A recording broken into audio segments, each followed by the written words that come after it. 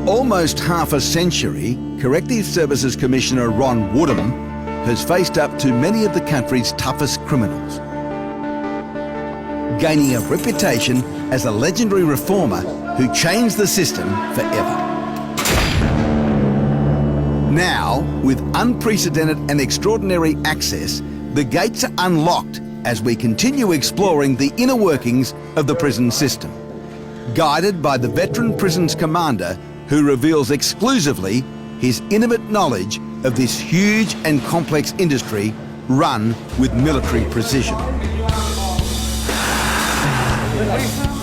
Where prisoners are controlled, educated and rehabilitated. Let's go! And those seeking redemption get a second chance and learn a new way of living. Where dedicated guards must control drugs and other contraband, cope with violent, resentful or mentally unstable inmates, and be forever on the alert in the dangerous, impenetrable, maximum security fortress known as Supermax. Home to those classified as never to be released.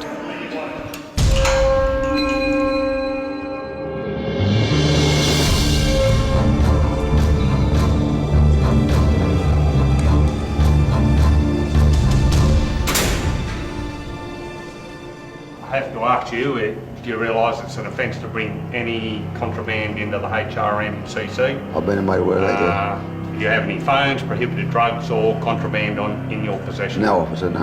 Thank you. Here I am, please.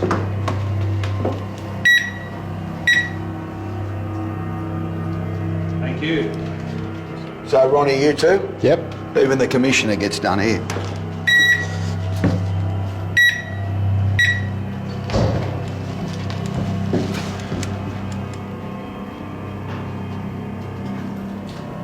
Thank you, sir. Thank you. And I just want to say, this isn't done for the cameras. No. This is standard operating procedure. Yeah. We've had two of the bosses come through with us. It doesn't matter who you are. If Barry O'Farrell comes here, he gets the same treatment. Whoever you are, you get tested before you go into this joint. It's maximum security. It's the Supermax.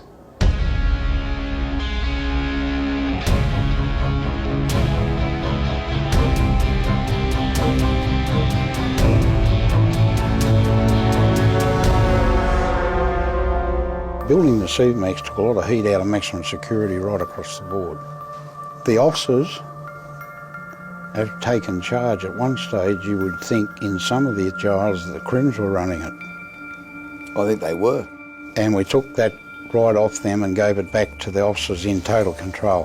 Right. That took a lot of heat out of it and put the officers back where they should be, right on top. See, if anyone now raises their head, we chop it off. All inmates within the HRMCC are deemed to be extreme high risk and they are moved on a regular basis to allow for searching of their property, searching of the cell to make sure there has been no damage done or contraband placed within the cell. So this is the control room, eh? Yeah, this is what I call the nerve centre of the Supermax. And there's 159 cameras in the Supermax. How many? 159 cameras. And they go through sequences. This is we've got exercise yards here. These are the blokes. You can apply to be in that exercise yard with another prisoner. Is that correct? Two, only two. Only two. Yeah. And they've got to consent to be with each other. Yeah, and we've got to agree that they can be with each other, and we've got intel that they can't be, or we think they're planning and plotting something. We split them up. So what do they just talk to each other and walk around? That's it. There's 159 cameras, you told me. I've got them all in front of me. Is there 1 inch where your officer can't see? Other than the cells they live in, everything else is covered. Everything? Yep. Now that's camera 455, it says. That's 40 foot above the jail. Yeah. And that's particularly if there's an aircraft in the area. Is that what that's all about? Yeah, it can be. It can zoom in on people outside on the street as well, or on the top of the roofs and that sort of thing. But it's specifically put in place for what happens overseas where helicopter extractions are quite common And they drop ladders down and prisoners get up and they cart them away with them hanging off the ladders and that sort of thing. So you can monitor aircraft movement? Yeah, or they drop weapons in. Yeah. And then the prisoners are armed inside. Any attempts to escape? Are there things that concern you as a commissioner? Yeah, we've found, we've got one prisoner in here for 5 life sentences, who used to be a key maker. And in another jail, he made a key that fitted the maximum security cell he was in out of a plastic tub for their property. Just by watching, never had the key in his possession, just by looking at the key, he made a perfect key after about 3 months in an attempt to get out. That's it. But he can make a key just by looking at it. And the right people are in the supermax. If they were running around in normal routine in the other maximum security jails, it'd be mayhem. And in there, they don't have to prove themselves either. Because as soon as you put some of them out in the jail, they'll arm up. And it's like the old gunfighters in the West. Yeah. Who's going to be top dog?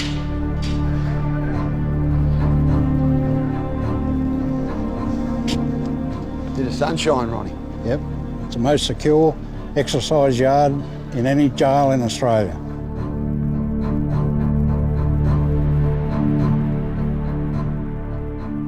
As you look up, you can see the anti-helicopter wires, the big wires that stop one landing with the blades. Yeah. No, even the small choppers can't land in the positioning of those wires. And then you've got the netting across the top to capture anything that's dropped in or attempted to drop in. So I'm fascinated. There's a garden here. One of your multi-murderers, Lindsay Rose, tends to it. Now, he's the bloke, wasn't he a contract killer that killed the wrong people? Is that him? He did on one occasion, and he's the key maker I referred to. He's the one He that's used next to be a locksmith, yeah. So he gets in here and tends to the garden. That's right. They can't see this area from their cells? No. What view from the cells? We're going to have a look at that in a minute. We'll have a look. Can you Can't show see me? much at all. Nothing? Very little. Bit of concrete Nebraska. Yeah, more or less. Yeah. We can give them a room with a view of a brick wall. And every now and then, I suppose, they hear that horn in the background and think, geez, it'd be nice to be getting on that and going back to Sydney. They won't be going back. They're not going back.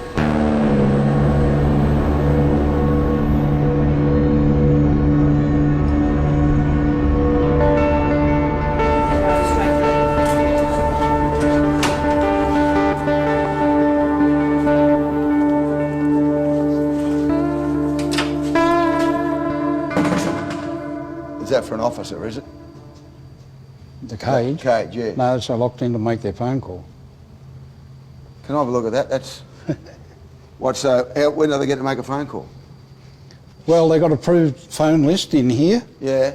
that they can phone their family. Everything is listened to live and recorded. And then... And you hear every word of the conversation from both sides? And record it. To But use? not legal visits, but normal phone calls, yes. And they're locked in there for the duration, then they're let out.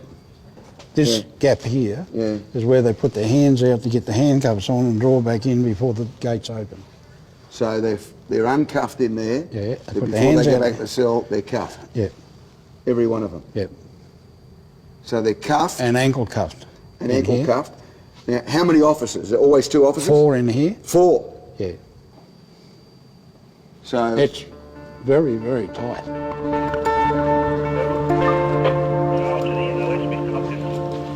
So this is what Ivan Milat spends 24/7 in.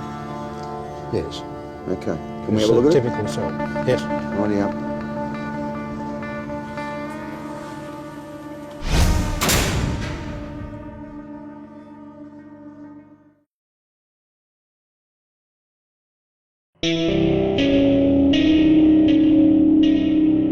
So this is what Ivan Milat spends 24/7 in. Can we It's have a look at it? typical cell. Yes. Righty up. This is another airlock Right. where the officers, again, the prisoners have to be moved. That flap's open and they put their hands out. Cuffs. Everything's concrete. It's not getting moved anywhere. It's all anchored to the floor, including the bed.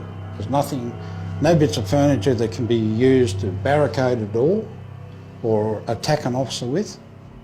Then a shower with a rose at the top. Yeah. And we can cut the water off, they can't flood anything. So if they look like playing up It's only here, on the time switch. the water goes off. Yeah. And then out here, Is the exercise yard that they've got. let me just measure this. I step her out like I'm measuring a putt for nearest the pin. 1, 2, 3, 4 metres, roughly.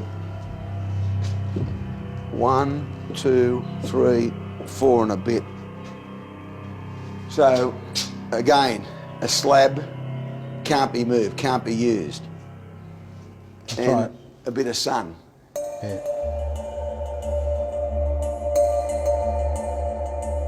No escapes from here.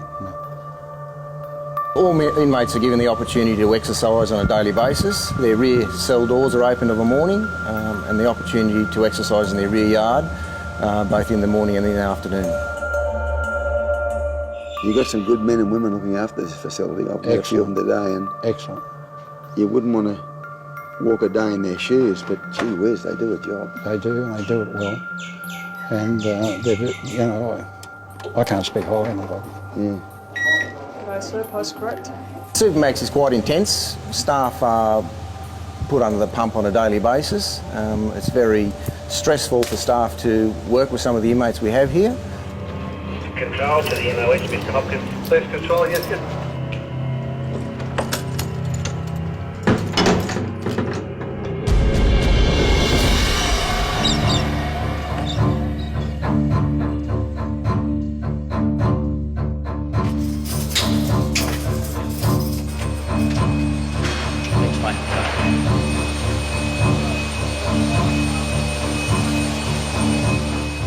Your organisation strives towards sustainability, self-sustainability.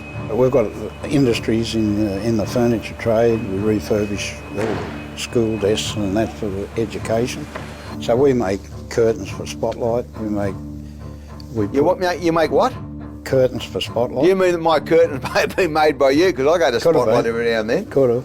Our industries are in excess turnover of 35 million a year.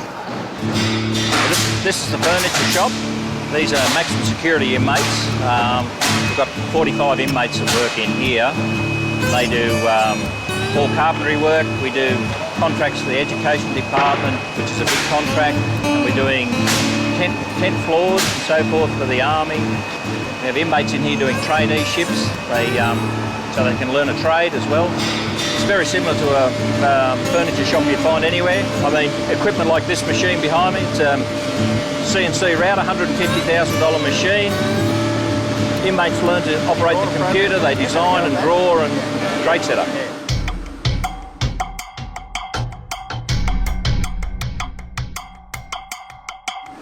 This workshop, I mean, you've seen, they have all the tools, hammers, chisels, all sorts of equipment that they use during the course of the day, but they love to come down here and work.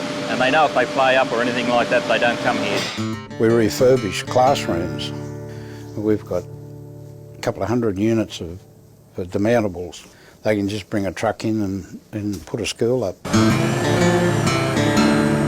Okay, well, this is a minimum security section work area. As you can see behind me, these 6 fellows are doing a forklift operator's ticket.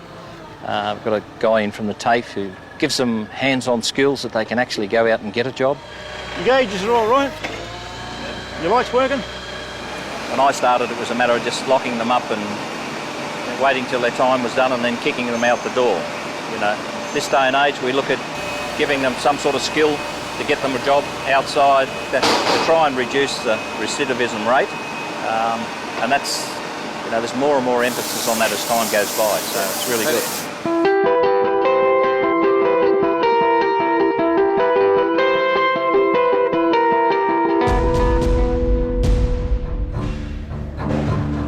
Sure, heads up. Some coming out, is it? Yeah, 30 seconds. Great. Yeah, we bake our own bread. What, for the whole system? Yeah. Like Brewarrina, you wouldn't send it from here, but, but you know, on the main runs. Yeah. Average about 4,000 loaves a day, and that's distributed pretty much around the state. We make weekend lunches, which is like sausage rolls and pizzas, and they're for the inmates for their lunch on weekends. They get made, frozen, and then shipped out. Yeah, the bakery is a good job because we also offer traineeships here too. I've got 7 guys doing Certificate 2 in food processing. I've got a couple of guys who's doing Certificate 3 in business admin in the office. These are certificates they can use when they get out. We produce our own milk and we grow a heap of veggies around the place as well. They process around about 5 to 6 tonne of various vegetables per week. This facility encompasses 1,200 acres of farmland, etc. We have approximately 265 inmates here at the moment. We can hold more than that. We hope in the near future to build a boning room out the back. That will process our beef, which will go into all the meals as well. Walking down that road every day with a bit of freedom and things like that is so great. We walk down maybe a kilometre to work, where we pass duck ponds. You know, compared to a lot of other places, this is heaven. But at the end of the day, they've got to go back, and they still find that hard because they miss their families. But if you're going to do jail, this is the place to do it. Steady. All the horses that come up here are ex-gallopers, and my job here is to turn them into dressage horses. And one of them was just taken recently as a police horse. So I've put my name down to do a stable hands course up at Scone TAFE. Hopefully it'll be a foundation laid for a job when I'm released. Actually coming to jail was a good thing to me. I was a full-blown alcoholic for 15 years. Lost my family, lost my, everyone like that, my wife, my kids. I now currently do AA every week, which I've been doing for over 18 months now. But it's a positive. That's the way I look at it. As long as there's a positive. Out of something bad always comes something good, and this is the good for me.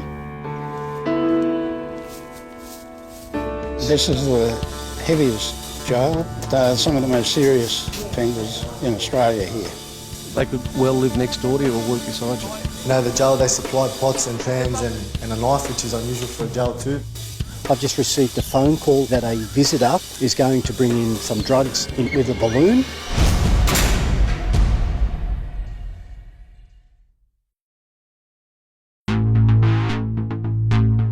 The Commissioner, Corrective Services New South Wales, has approved a joint operation utilising resources from Corrective Services New South Wales and the New South Wales Police Force.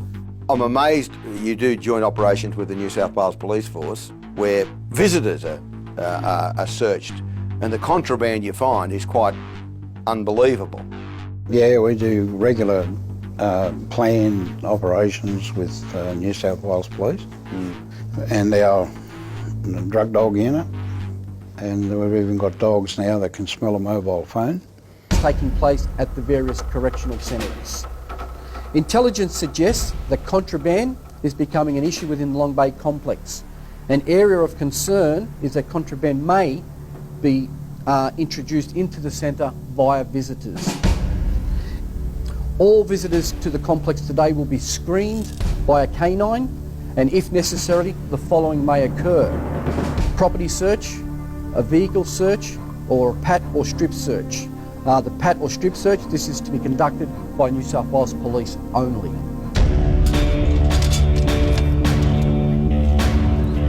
Number is 1012, repeat 1012. We're back up to the staff that are on the ground.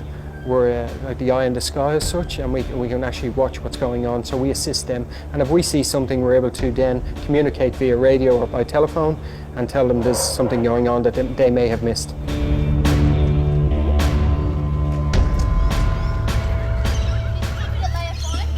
Morning. Hi, who are you here to see? So just work your way over there, thank you.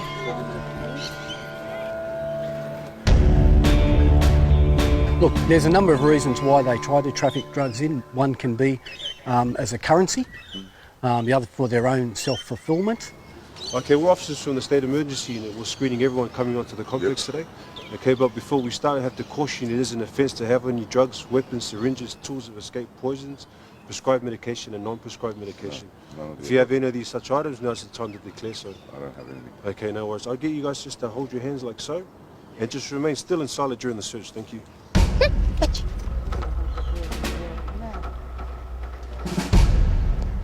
Good boy, nice down. Ripley is an operational drug dog. He's a passive alert detection dog. So when he finds drugs, he will actually sit, and that's how he tells me that there's drugs there. He's trained on 5 odours. He's trained on heroin, cocaine, ecstasy, marijuana and amphetamines. When Ripley's about to search, I put on what's called his drug collar, and it's like a work hat. He knows then that it's time to go to work, as opposed to just his choke chain. I'll gather him up by the lead, hold on to the collar and get him all excited, get him ready to work, and then I'll say fetch, and he'll search low, he'll search people's shoes front and back, and then we'll go up and we'll search their pockets front and back and high. And if he's cleared the line, if he hasn't given me a positive indication, then we let the people go and move on to the next. I've just received a phone call from another correctional centre who's informed me that a visitor is going to bring in some drugs, and of course we'll be targeting that visitor.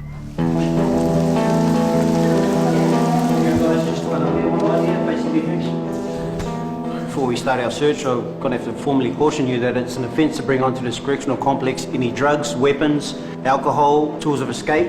If we get a positive indication, we pull that person out of the line and conduct a property search, and depending on that, a vehicle search. If we find contraband, the police are called and they perform a strip search, and that's Ripley's job done then. Yes, good boy!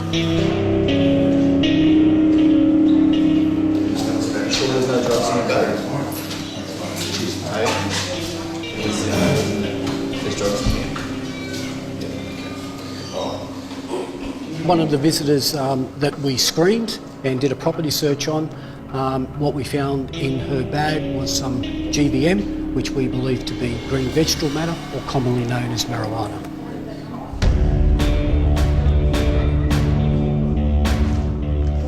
Drugs can lead to a lot of problems in jails. You know, there's a lot of standovers, a lot of bashings and stuff like that, and inmates can be difficult to control when they're under the influence of drugs and alcohol. People are very inventive and they can put it anywhere. Dogs will find it. If it's there, good boy, they'll find it. We monitor the boom gate from here. As you can see, there's 4 cameras on it, so it gives us a record as to who comes in and out. Attention, complex monitor room to SEC Area 2 response team. We had some surveillance on that particular visitor coming up from the boom gate, and that visitor was actually seen placing an object out of her bag and put it in her shoe. Good boy, good boy. The lady that we just searched has a full syringe she just pulled out of her right boot.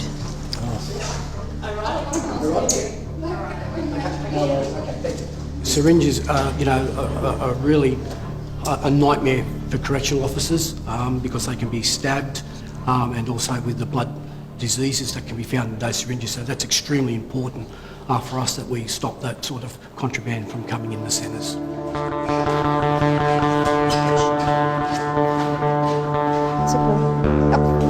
Yep, right here. We're under the impression that you're under the influence of a drug or alcohol because of your behaviour shown here.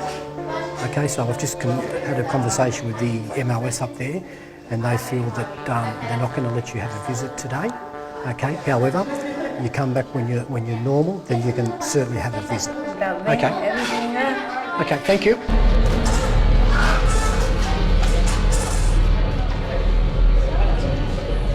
Just make sure she does actually go out. Yeah, I can let you know with today's success what we've actually done. We've done 295 visitors were actually screened by the canines. 44 visitors' property have been searched. 3 visitors have been strip searched by the New South Wales Police. There have been 2 police charges and 6 visitors have been denied entry to the correctional centres. They will be referred to our prohibition section to find out if they will be not allowed to visit the correctional centres anymore for a period of time as deemed by the Commissioner. I love my job, and you get the drugs and you get the fines and you see his happy little face and he's playing with his dummy. It's the best job in the whole world.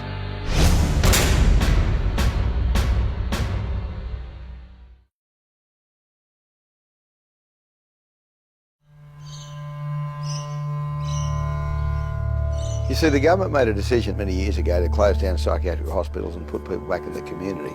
Do I now take it there are people who you have control of that maybe you shouldn't have control of? They should be kept somewhere else? We still have hundreds of mentally ill people, hundreds. Yeah. And some of them commit very serious crime as well. Yeah, exactly. And they can't be just held in a hospital.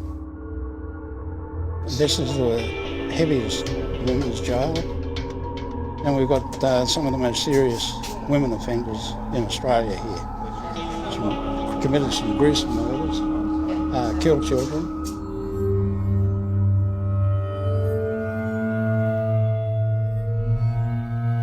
I had to battle to build this. So where did they go before you built this? They'd be just up in the jail, getting into all sorts of problems. Yeah. Because they don't know, they're not in touch with reality, some of these people. Yeah. And they'd go and take something from another prisoner's cell and get assaulted, and it's reduced a lot of tension in a jail.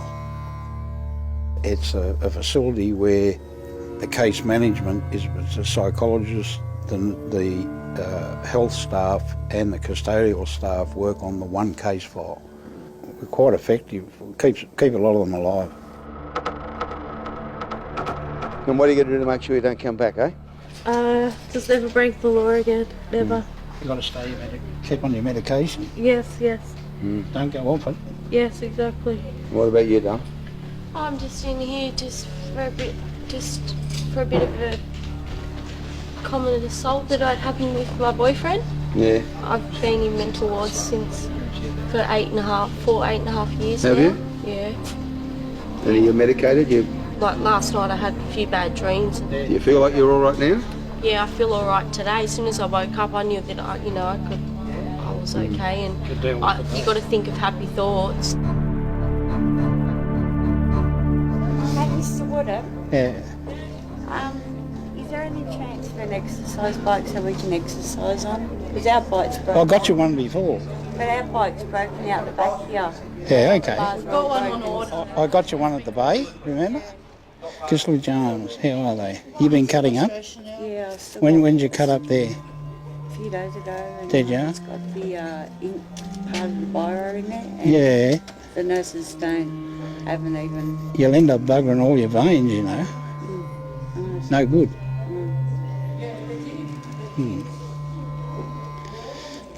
I'll get you there. I'll speed up the exercise bike, okay? Let's go in and have a look at the cell. Pretty bare here, Ron. Yeah. But they're allowed some chalk and a board to write on. Yeah. Got TV. Behind perspex, so Secure. it can't be... They can't break it. Can't be Use it to cut themselves. We were outside with an inmate. She's a murderer. But she's also someone who continually attempts self-harm. Yes, continually. She used to run her forehead like flat out into a corner of cement, and she split her forehead from the top to the bottom, and it was about that open, and they had to tie her up to stop it. And they couldn't sew it. The gap was that wide, they couldn't sew it up. And I saw her over at Long Bay, and I walked in and I said, what do you need? She said, I want an exercise bike so I can take my aggression out on the bike. So I got her one that day, and she lasted nearly 4 months. On the bike? On the bike, not causing problems. Then all of a sudden, bang. Off the rails? Yeah. She stabbed another woman 40 times just to see what it was like to kill somebody. The woman hadn't done anything to her? No. Just to kill her? Yeah.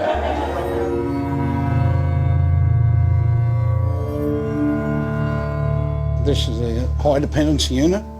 These are the most mentally ill people we have in this facility, and probably some in the system. So when are you back in court, son? I'm back in court 21st and 22nd. Yeah. And what do you want to do there? What do you say to the magistrate? Well, there's not much I can really say, but I'd like to just let him know that I've got a little kid on the way. My missus is 6 weeks pregnant, and How long have you been battling mental illness? Is it caused by drugs? What causes it? yeah, I've been smoking ice for probably 5 years now, and yeah, drug and alcohol was a big thing in my life. I didn't have much love growing up, so at the end of the day, I'm here, aren't I? And I want to get out and just try and get normal, you know what I mean? I've got a kid, that's my first kid in ever. When's the baby due? 2013. How old were you started using ice? Probably 18. But I look at that young bloke I'm talking to, he's the same age as my young bloke. It breaks my heart, you know. And he admits to what use of ice. God knows what else he's done. And you're not astonished to see him back here in 3 or 6 months? Not really. There's a missing step on the outside. There's some cycle that can... Yeah, it's like we get them in here, they get cleaned up, they're great. They go outside, they try and do their best. There's just not that help out there for them.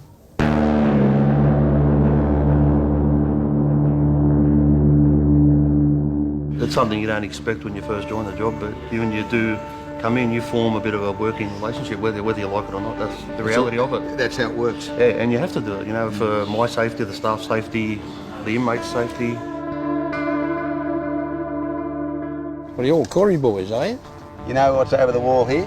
Yeah. Sydney Stadium, Olympic Stadium. Olympic Stadium. 2000, I called the race. This one I read about her, sir, Miss Go on. Bradley.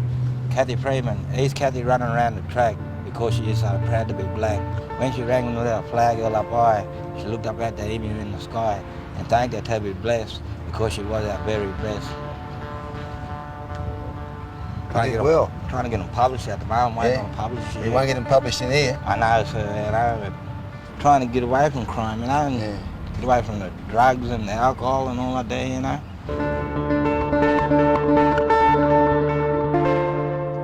I started up with growing up with Aboriginal people up in the bush.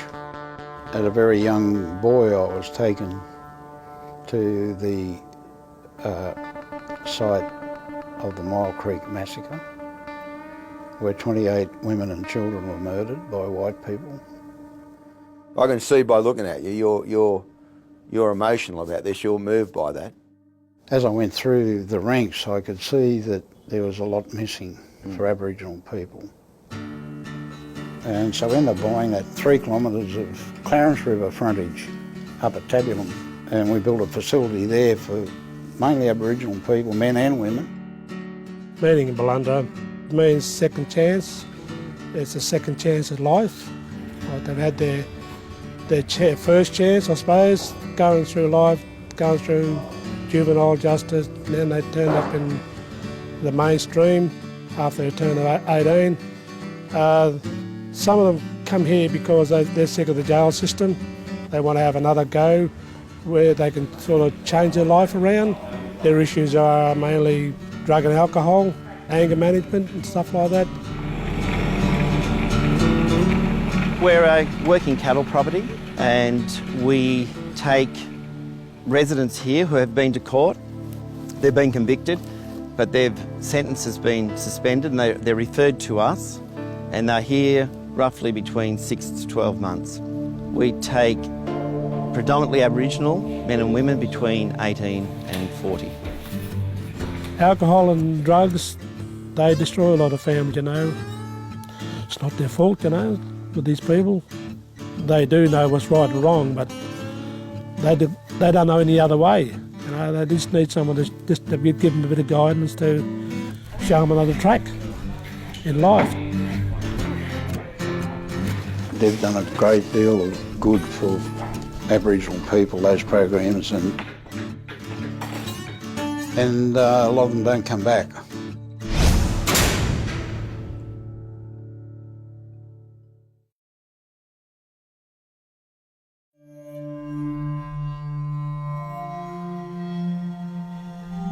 That's my sister, that's my mum, that's my old man. There's my girlfriend. I've been in her for about 1.5 years.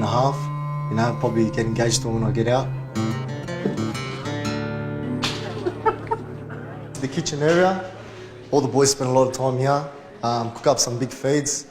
You know, the jail, they supply pots and pans and a knife, which is unusual for a jail too, but, you know, we're trusted with that.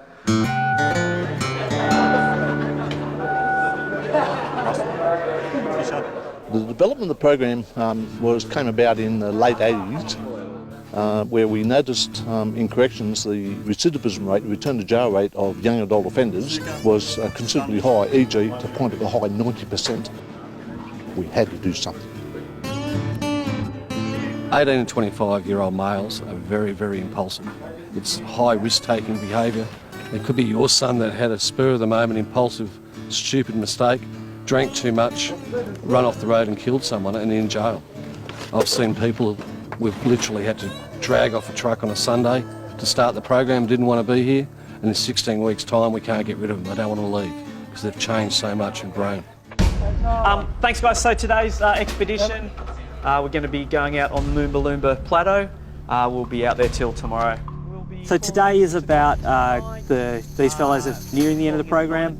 It's about putting them in a position of responsibility, handing the trust and responsibility back to them. Today we're going to leave the centre, we'll go out in the bus. My role is to mentor and guide these guys through the program. I didn't want to get out of jail not having achieved anything.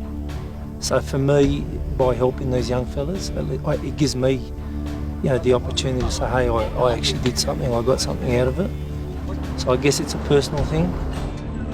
Back before, I just used to do things without thinking, and I used to not listen to anyone, not take advice from people. But now, we can think straight, think before I do something. Those kind of things. You don't appreciate what you got until it's gone, and you start to realise what you can do in order to be able to obtain that back and be able to keep it.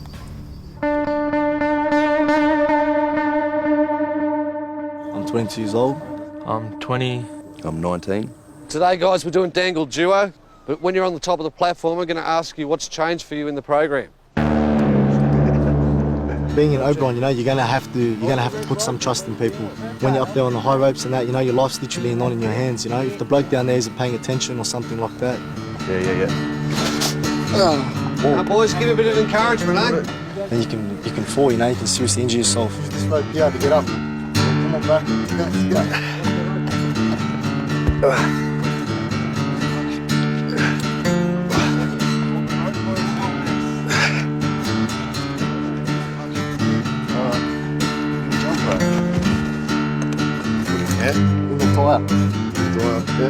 The thing for me is you have to get in there and have a go, and you have to get in there and have a go, and you have to have a positive attitude to things. Stretch those legs. Well done. Doing all these programs shows you how to help with a positive lifestyle and just to work better at things. Try harder and know that there's so much more to live for than just being stuck in jail. Yep.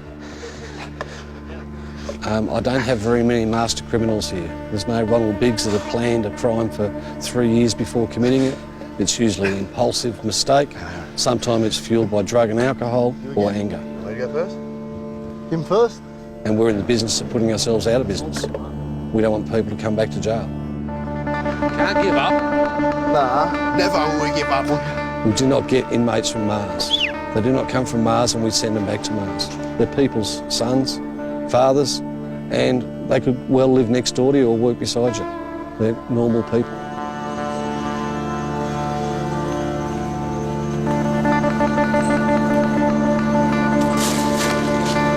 Okay, so grab yourself some gear, load up all the group kit, and we'll get out of here. I see lots of changes in the inmates over the 16 weeks. Ability to speak up in a group. For a lot of these guys, they've never sat in a group, they've never worked as a team, they've never been able to listen to others. This whole program is about giving them some ideas and then testing them on those. Because in the near future, a lot of these young guys are going to be back out in the community where they don't have somebody looking over their shoulder or keeping them on the right track. You can clip that loop. If you don't provide these opportunities, they're getting back into the world with nothing. And a lot of them do have nothing. So giving them that opportunity, giving them that platform, I think is probably the most important thing you can do. And there's not many programs that offer it other than this program. Imagine this. Imagine the abseile's really steep. Done a couple of things at this jail, like I've got my blue card, forklift tickets and bobcat tickets. So when I get out, I've got more opportunities to work and do better things for myself on the outside. doing really well, mate. Yeah, that's it. Keep your feet nice and wide apart. I wish I would have done things a lot different, to be honest. I can't change what I've done. It's what I do from now on that counts.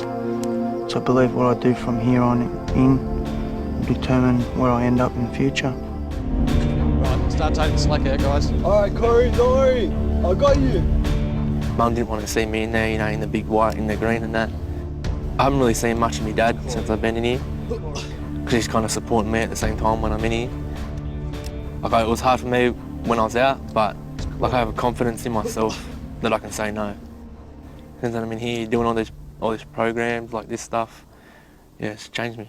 Remember to set your goals past the trapeze so you can reach it. Oh yeah, I'm going to try and get the Wally. Come on, Corey, you can do it. Put your hands out. It's far away, bro.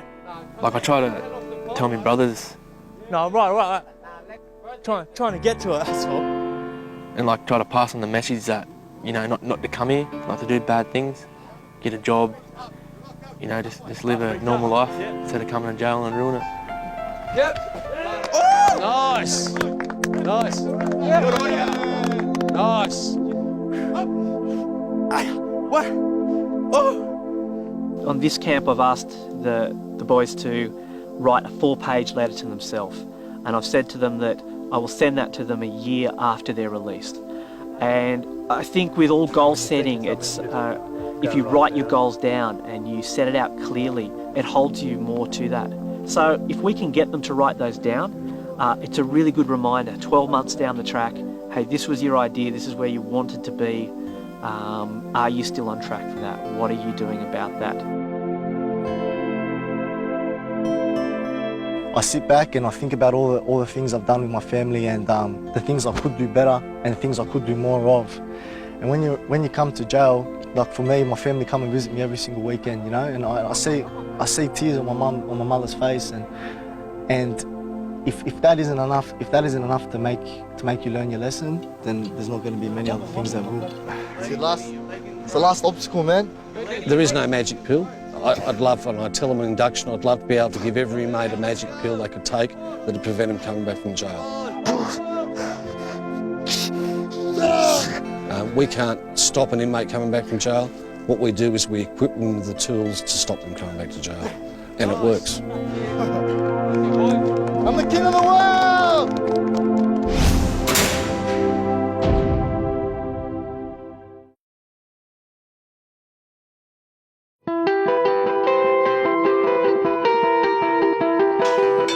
It's very challenging being released from jail into the community.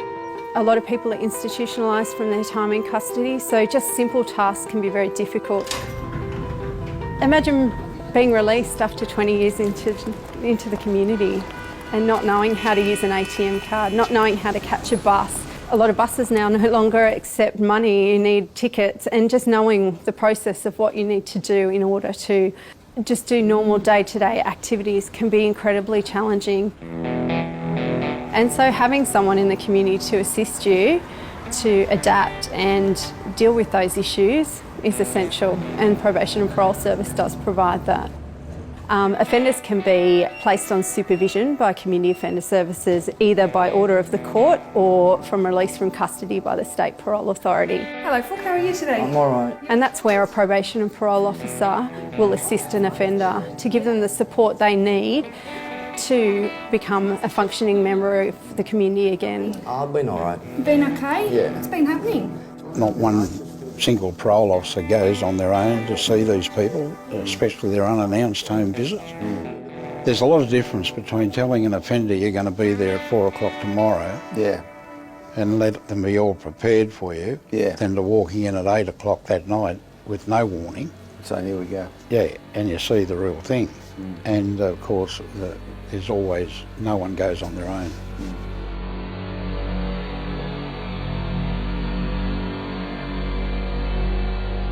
How's it going? What's doing? All right. How's it going? You're on remand? Yeah. You're not very old, bloke. How old are you? 24. How long do you think you'll get? Couple of years. Yeah. You coming back? Not here, no. Corrective Services is the agency that can't say no. We get whatever the criminal justice system hands us, and it's our job to deal with that. We've had some bad days. We certainly had some, hard times during those bad days, but the good days outweigh the bad days. And if we had more bad days than good, I wouldn't be here. What about you, champ? First time in, learning a valuable lesson. I've got 3 little girls and fiance outside. And, how old are your kids? 6, 4, and 2. There's absolutely no reason why you cannot go out into the community and lead a fulfilling life in the community. Have your family, have your white house with the white picket fence. There's no rule that says you're not entitled to that just because you have been in jail. What are you doing, mate? Remand. No good. I said when I was a kid I was fascinated by what was going on behind those walls. You want to know what the unknown is, you know? You want to see what's in there, but once you see it you're like, oh, everyone's a person, they're all people, just committed a crime. Jail should in many instances be the place of last resort, not the place of first option. Mate, it breaks my heart a bloke your age, being in here. When you get sentenced, you do the program, right? And the experts say, this bloke has shown that he can control his anger. He's not going to belt someone in a pub anymore, This bloke's got a bit of potential. This is society taking care of its own rather than pushing them behind large walls and to all intents and purposes forgetting about them, because in most cases those inmates will at some stage be released back onto those streets. If they avail themselves and do something about of the programs and do something about their offending behaviour while they're in here, some of them will never come back. Some of them will never come back. And that's worth the effort from us, and it's worth the effort from them. Commissioner of Corrective Services, Mr Ron Woodham, he's been the one who's directed us, guided us, led us. Many programs in the Department of Corrective Services in New South Wales would not exist without his vision, his leadership. How would Ron Woodham like to be remembered? I'd like to be remembered that I made a real positive, worthwhile contribution to corrections in New South Wales. And that the changes that I drove and implemented were positive and for the better of the system, and that people in years to come will benefit from it, staff and prisoners. And to the people in New South Wales, I hope I've kept you as safe as I could. On that note, you've done your job. Good luck, old mate. Okay, mate. Well, I'll tell you something. It's been an unbelievable day.